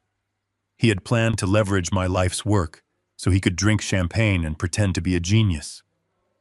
Now he was being publicly escorted out of his own venue by security guards, humiliated in front of the very elite society he was trying so desperately to impress. The phone rang again. Call number 14. Then call number 15. The screen illuminated with Patricia's name, then Aaron's, then Patricia's again. The desperate, frantic blinking of the screen was a perfect reflection of their collapsing reality. Their luxurious, entitled world was being systematically dismantled, piece by piece, vendor by vendor, decline by decline. I sat in my quiet garden surrounded by the sweet scent of jasmine and listened to the glorious sound of absolute justice. I did not touch the phone. I just let it ring. The phone kept vibrating against the glass table. By early afternoon, the number of missed calls crossed the 30 mark. The automated voice of my voicemail system became the narrator of their absolute destruction. Voicemail number 16 brought a new voice into the mix. It was Monica. Her usual arrogant tone was completely gone. She was practically hyperventilating into the receiver. She said she was standing in the lobby of their luxury downtown building. She had just picked up her custom silk gown for the launch party. She said the building manager and a private process server had just intercepted her by the elevators. They handed her a formal legal document. It was a 3-day notice to vacate the premises. I listened as her voice cracked with panic. She said the security guards escorted her up to the penthouse and told her they would be monitoring the floors to ensure she did not damage the property while packing. She was begging me to answer the phone. She said she tried to contact the property management company to argue about her lease. The agent bluntly informed her that there was no lease. They told her the holding company that owned the multi-million-dollar unit belonged entirely to me. She was legally classified as a month-to-month tenant at will. The notice cited illicit financial activity connected to the premises, completely voiding any standard grace period. Voicemail 22 was Monica again. She was sobbing uncontrollably. She said she tried to call Aaron, but his phone went straight to voicemail. She was utterly alone in a massive empty apartment, watching building security stand in her hallway. The sheer terror of realizing she was going to be homeless in 72 hours stripped away every ounce of her materialistic pride. She pleaded with me to call off the guards. She promised she would make Aaron apologize for whatever he did to upset me. She had no idea that an apology was no longer an accepted currency. The calls continued to flood my phone in a relentless wave. Call 35. Call 40. The situation rapidly escalated from social humiliation and eviction to catastrophic legal peril. My wife was about to discover the true depth of the minefield Sylvia and I had laid. Voicemail 41 was Patricia. The background noise of the high-end salon was completely gone. She sounded like she was sitting in the back of a taxi. Her voice was completely hollowed out, reduced to a terrified whisper. She said she had finally managed to get our private banking manager on the phone. She said she demanded to know why her platinum cards were declining. The manager did not apologize or offer to fix the system error. Instead, he read her the official emergency affidavit of fraud filed by my corporate attorney. Patricia was weeping openly now.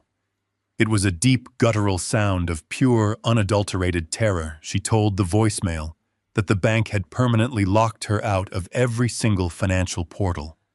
They revoked her access to the joint checking accounts, the savings accounts, and the emergency funds.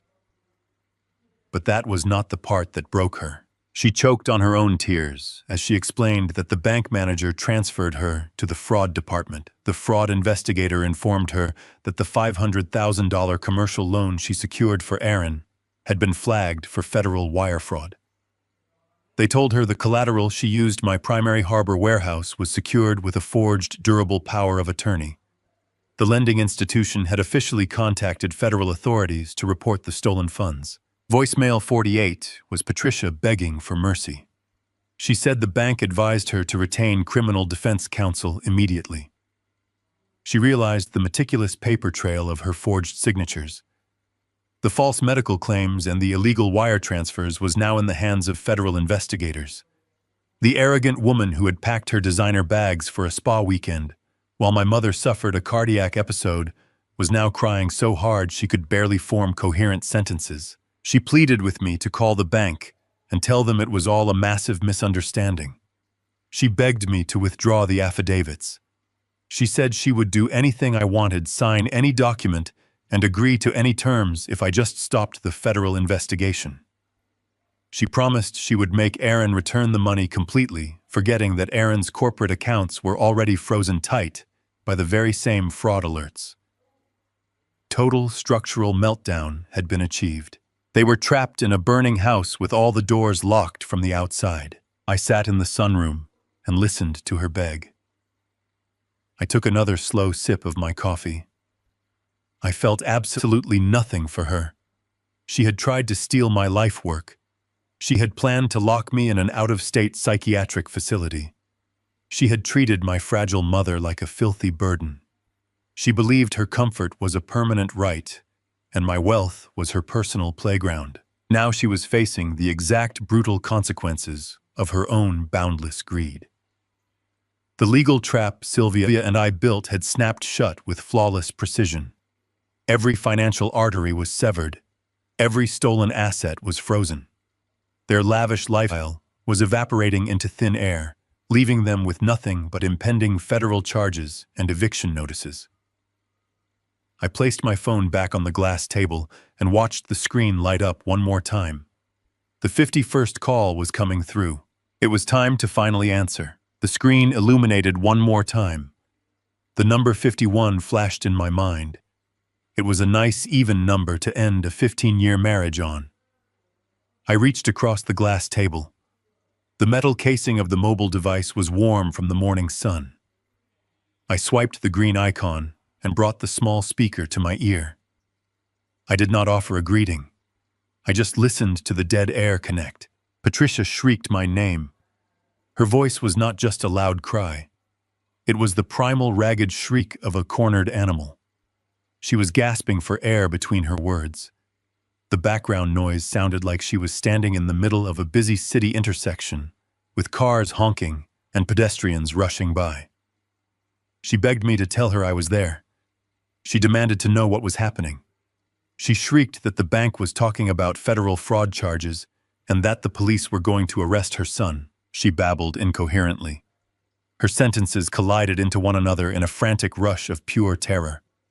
She told me the museum director had officially canceled the launch party in front of the entire event staff.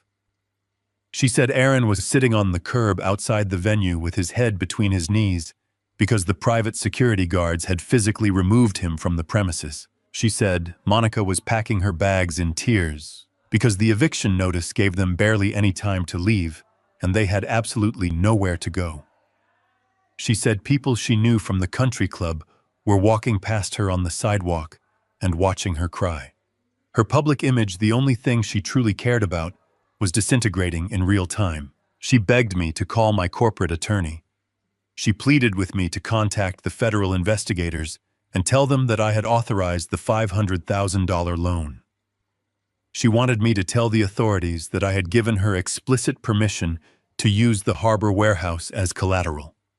She was actively begging me to commit perjury and lie to the federal government to save her from a prison sentence. She sounded completely broken. She sounded exactly like a woman who had just watched her entire universe burn to ash. I let her talk. I let her empty the absolute depths of her panic into the phone. I waited until she was hyperventilating. I waited until she ran out of breath and all she could do was sob into the receiver. I spoke her name.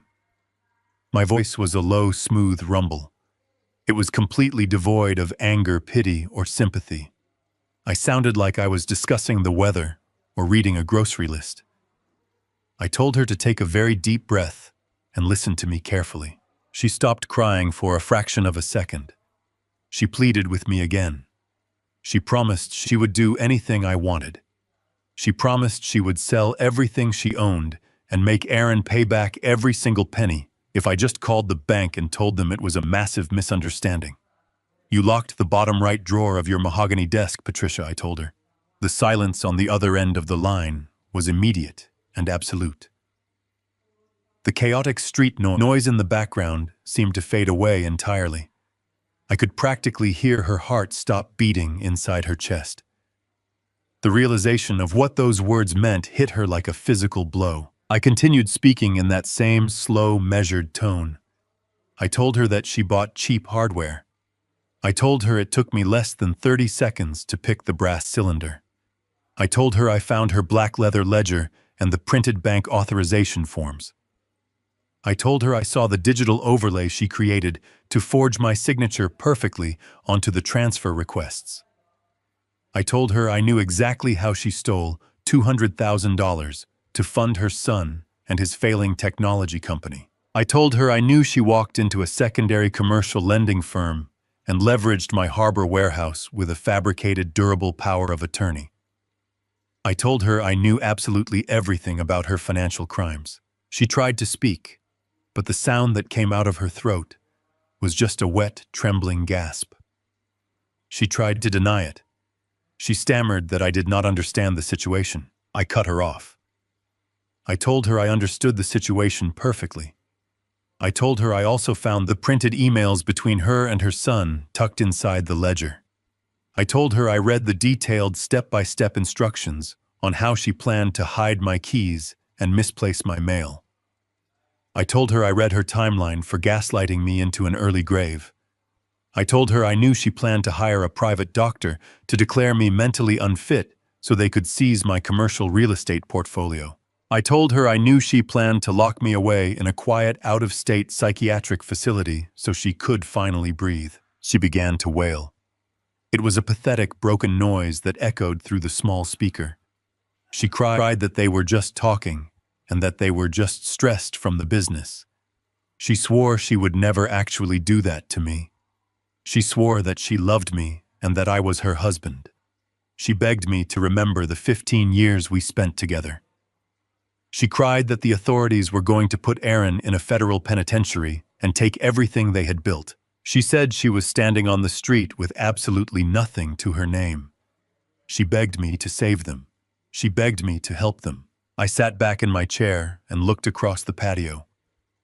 My mother was sitting in the sunlight with her hands resting peacefully in her lap. She was safe from their cruelty. My legacy was safe from their greed. My life was finally my own again. The toxicity that had infected my home for a decade and a half had been surgically removed with absolute precision. I had spent 15 years providing for a woman who viewed me as a disposable resource. She had looked at me while my mother was suffering a cardiac episode and told me my problems were mine to solve alone. She had set the rules of our engagement on that day. I was simply following them to their logical conclusion. I brought the phone closer to my mouth. "Not my problem, Patricia. Figure it out yourself." I pulled the phone away from my ear as she shrieked my name one last time. I pressed the red button and ended the call. I did not just lock the screen. I held down the power button on the side of the device. A prompt appeared on the glass. I swiped my finger across the screen and watched the glowing display fade into absolute impenetrable blackness. The digital tether that connected me to 15 years of manipulation and theft was officially severed. I set the heavy, lifeless piece of technology face down on the iron table. The quiet serenity of the garden returned immediately. I looked up at my mother. She smiled quietly, reached forward, and began to reset the wooden chess pieces for another game. I sat in the study, watching the high-definition security monitors. The afternoon sun had dipped below this tree line, casting long shadows across the driveway. The silence of the house was broken by the sharp buzzing of the front gate intercom. I did not press the button to answer. I simply watched the camera feed. Patricia's luxury sport utility vehicle was parked at a violent angle across the entrance of the estate. The front driver's side door was left wide open. Patricia was standing at the wrought iron gates, shaking the metal bars with both hands. Her hair, which had been perfectly curled by a team of stylists just hours ago, was a tangled mess. Her makeup was smeared down her cheeks. Aaron and Monica stood right behind her. Aaron had taken off his expensive black turtleneck and was sweating profusely in a plain white undershirt. Monica was clutching her designer purse to her chest and sobbing hysterically. "Open this gate right now," Patricia screamed into the intercom. "I am your wife. You cannot lock me out of my own home." She genuinely believed it was still her home. She still clung to the delusion that her title as my wife granted her absolute immunity from the consequences of her crimes. I took a slow sip of water and watched the monitors as a black town car pulled up on the inside of the estate gates. Two massive men in dark suits stepped out of the vehicle. They were the elite private security contractors Sylvia Wallace had hired for the afternoon. They walked toward the iron gates and stood side by side, forming a human wall. Then Sylvia stepped out of the town car. My corporate attorney looked flawless. She wore a tailored gray suit and carried a thick leather portfolio under her left arm. She walked toward the gates with the slow, measured pace of an apex predator. She did not look angry or intimidated by Patricia's screaming. She looked entirely bored. Sylvia approached the wrought iron bars and stopped exactly 2 feet away from my frantic wife. "Where is Leon?" Patricia shrieked, gripping the metal bars so tightly her knuckles turned white. "Bring my husband out here right now. He needs to fix this. The bank has frozen my entire life." Sylvia did not flinch. She simply looked at Patricia with eyes as cold as a frozen lake. "Leon is entirely unavailable," Sylvia stated. Her voice was crisp and projected perfectly through the gate. "He has retained me to handle the termination of your financial and legal relationship. You are currently trespassing on a private corporate property." Aaron pushed his way forward and grabbed the iron bars next to his mother. "You listen to me," he yelled at Sylvia. "I am losing millions of dollars today. The museum threw me out onto the street. My vendors are threatening to sue me. You tell Leon to unfreeze my corporate accounts right now, or I am going to drag him through the courts for financial sabotage." Sylvia permitted herself a small, chilling smile. She opened her leather portfolio and pulled out a thick stack of legal documents bound by a heavy metal clip. She slid the stack through the narrow gap between the iron bars. It hit the pavement at Patricia's feet with a heavy thud. "You are not going to drag anyone anywhere," Aaron Sylvia told him calmly, "because by Monday morning, you will be too busy retaining a federal criminal defense attorney." Patricia fell to her knees on the pavement and scrambled to pick up the documents. Her hands shook violently as she flipped through the pages. The very first document on the stack was a formal petition for the dissolution of marriage. I had officially filed for divorce. "No." Patricia gasped, her eyes darting across the legal jargon. "He cannot do this. We have a prenuptial agreement. I am entitled to half of the marital assets." Sylvia shook her head slowly. "You violated the core morality and financial fraud clauses of your prenuptial agreement. Patricia, you are entitled to absolutely nothing. Turn to the 3rd page." I watched on the monitor as Patricia flipped to the 3rd page. It was the complete forensic accounting timeline Sylvia had built overnight. It detailed every single wire transfer Patricia had initiated using my forged signature. It listed the exact routing numbers moving from my secondary investment accounts into Aaron's failing startup company. "Turn to the 5th page," Sylvia instructed, her voice cutting through the evening air like a blade. Patricia flipped the page and let out a broken wail. It was the commercial loan agreement. It was the $500,000 collateral document secured by my primary harbor warehouse. Attached to it was the emergency affidavit of fraud I had signed that morning, completely nullifying her fabricated durable power of attorney. "The lending institution has already notified the federal authorities," Sylvia explained. "You walked into a commercial bank and presented a forged legal document to secure a $500,000 loan under false pretenses. You then wired those stolen funds across state lines into your son's corporate account. The fraud alerts you experienced today were not initiated by Leon. They were initiated by the bank's Federal Compliance Department. Monica let out a loud, piercing sob. "We are being evicted," she cried, pushing past Aaron. "Building security handed us a 3-day notice. They told us the condo belongs to Leon, and they are going to throw all our belongings onto the street. You cannot let them do this to us. Where are we supposed to go?" Sylvia looked at Monica with absolute indifference. "I highly suggest you start looking for a very small, very cheap apartment. And I suggest you do it quickly before your husband's remaining assets are seized as evidence in a federal wire fraud investigation." Patricia was sitting on the pavement, clutching the divorce papers to her chest. The arrogant woman who had planned to lock me in a psychiatric facility was now a crumpled mess on the concrete. She stared through the iron bars at Sylvia with wide, terrified eyes. "Please," Patricia begged, her voice reduced to a hoarse whisper. "Tell Leon I am sorry. Tell him it was all a mistake. Tell him I will do anything he wants. I will sign whatever he needs me to sign. Just ask him to stop the federal investigation. I cannot go to prison." Sylvia looked down at her. "Leon does not want an apology, Patricia. Leon wants you to experience the exact reality of the world without his protection. He wants you to feel the helplessness you planned to inflict on him." Sylvia stepped back toward the black town car.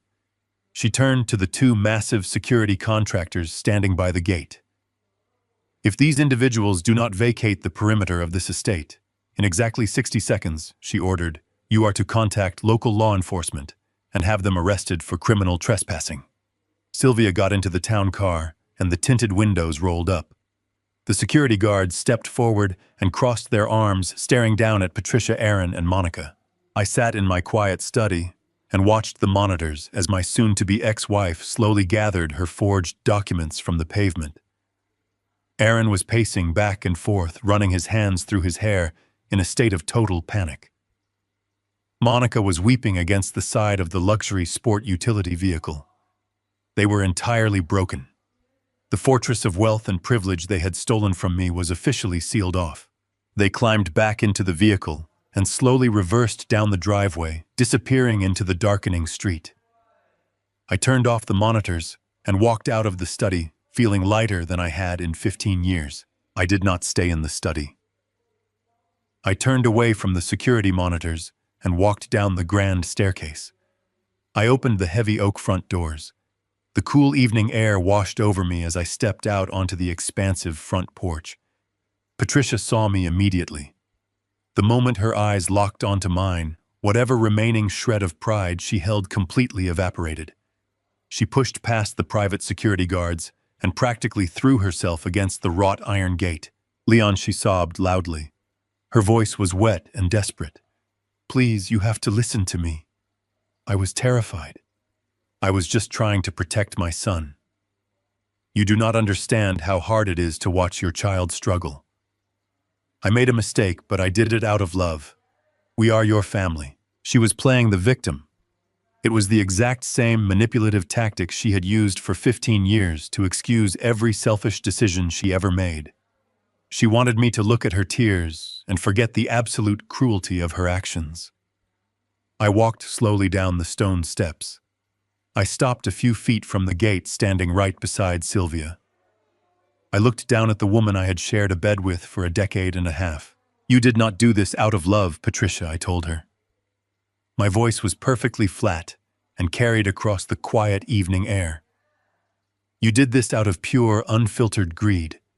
You looked at my 93-year-old mother gasping for air in my living room, and you told me to figure it out myself because you did not want to scratch the leather seats in a luxury vehicle that I bought for you." Patricia shook her head violently, tears streaking her ruined makeup.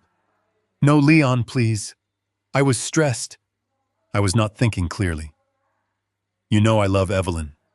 I ignored her pathetic lies. I looked at her and delivered the reality check she desperately needed. "I built my logistics empire from the dirt up," I said, making sure every single word landed with heavy, undeniable weight. I started with one broken-down delivery truck when I was 25 years old. I woke up before dawn every single day for 4 decades. I spent my life sitting in boardrooms negotiating with ruthless corporate sharks, fighting off hostile takeovers, and burying competitors who thought they were smarter than me. I paused and let the absolute silence hang in the air. "Did you really think you could forge my name on federal banking documents?" I asked her. "Did you genuinely believe you could steal my life's work plot to lock me in an out-of-state psychiatric facility and treat my mother like garbage, and I would just quietly fade away? You mistook my patience for weakness. You mistook my generosity for stupidity. That was the most expensive mistake you will ever make." Patricia collapsed against the iron bars. She covered her face with her hands and wailed. It was a hollow, empty sound. She had finally realized that her tears had absolutely no currency left. My vault was permanently closed to her. Aaron tried to step forward. His face was pale and slick with cold sweat. The arrogant black turtleneck he usually wore felt like a cruel joke compared to the absolute panic in his eyes. "Leon, listen to me," he pleaded, his voice cracking. "I did not know she forged the documents. I swear to you on my life. I thought she had your permission to leverage the warehouse. She told me you approved the loan for my launch party. You have to tell the bank I am innocent. My entire life is over if you do not call them off." I was throwing his own mother directly under the bus to save his own skin. It was exactly what I expected from a boy who had never worked a hard day in his life. There was no honor among thieves. I did not even look at him. I simply nodded to my attorney. Sylvia stepped forward. She looked at Aaron with a gaze that could freeze boiling water. "It is far too late for that," Aaron, Sylvia stated smoothly. "Ignorance is not a valid legal defense for receiving $500,000 in stolen corporate funds across state lines. Furthermore, we submitted the printed email thread between you and your mother to the authorities. The emails where you actively conspired to liquidate Leon's commercial portfolio the absolute second you secured power of attorney." Aaron dropped his jaw. The remaining color drained completely from his face. He stumbled backward as if Sylvia had physically struck him in the chest. Sylvia opened her leather portfolio one last time. "I received a phone call from the Federal Compliance Office 20 minutes ago," she informed him. "The Federal Bureau of Investigation has officially opened a criminal file on the forged collateral loan. The fraud investigators have already seized your corporate accounts as material evidence. They will be looking for you very shortly. I strongly suggest you stop talking and find yourself a very good criminal defense attorney immediately." Aaron looked like he was going to be physically sick. He turned away from the gate, clutching his stomach, completely paralyzed by the sheer magnitude of the consequences crashing down on his shoulders.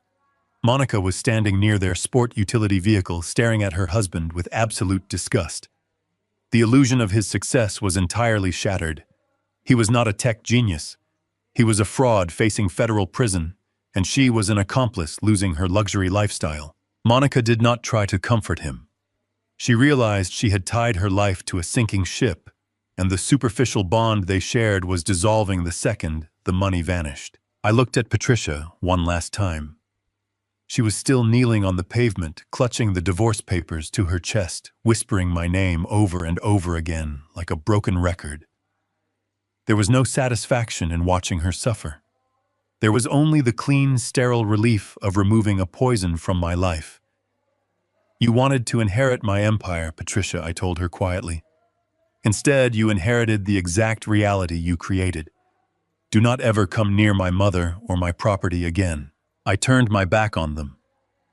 I walked up the stone steps, crossed the grand porch, and walked back into my quiet, peaceful home. I pulled the heavy oak doors shut, letting the solid click of the lock echo through the hallway, sealing them outside in the dark where they belonged. The months that followed the confrontation at the gate were a masterclass in swift and absolute justice. Sylvia Wallace executed the legal and financial dismantling of my soon-to-be ex-wife with a level of precision that was almost frightening to witness.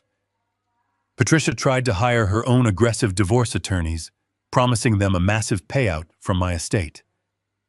But the moment those attorneys saw the mountain of forensic evidence, the forged signatures, and the active federal investigation, they dropped her as a client. The prenuptial agreement we had signed 15 years ago had a very specific morality and fraud clause. Because she had committed documented financial crimes against my corporate entities, she was legally stripped of any claim to alimony or marital assets.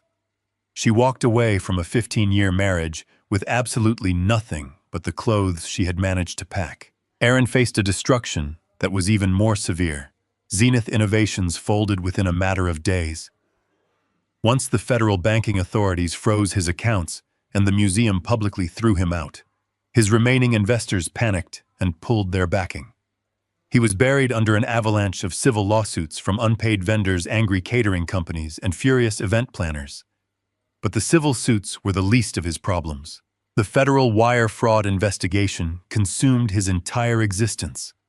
He was forced to sell off everything he owned just to afford a low-tier criminal defense attorney. With the luxury downtown condo repossessed by my holding company and their bank accounts empty, the three of them were forced to face the harsh reality of the world without my wallet to protect them.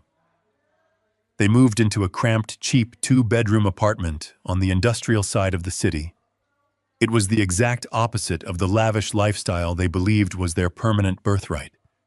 The walls were thin, the plumbing was terrible, and the neighborhood was loud and unforgiving.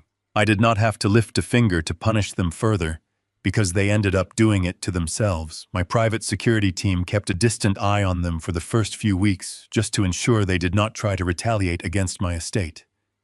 The reports I received painted a pathetic picture. Stripped of their wealth, their shared greed quickly turned them against one another. The tiny apartment became a pressure cooker of resentment and blame. Monica was furious that the luxurious future she married into had completely evaporated. She screamed at Erin daily, blaming him for being a failure and destroying her social standing. Erin blamed his mother, shouting that her sloppy forgery and foolish emails were the reason he was facing federal prison time. Patricia blamed Erin, crying that she only committed the fraud to help his pathetic business stay afloat. They were three deeply selfish people trapped in a tiny box, tearing each other apart over the consequences of their own actions. The toxic alliance they had formed against me completely shattered the moment the money disappeared. Back at my estate, the atmosphere was entirely different.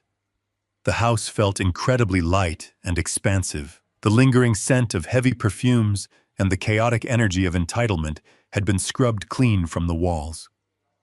I had the home professionally deep-cleaned and rearranged the furniture to open up the spaces.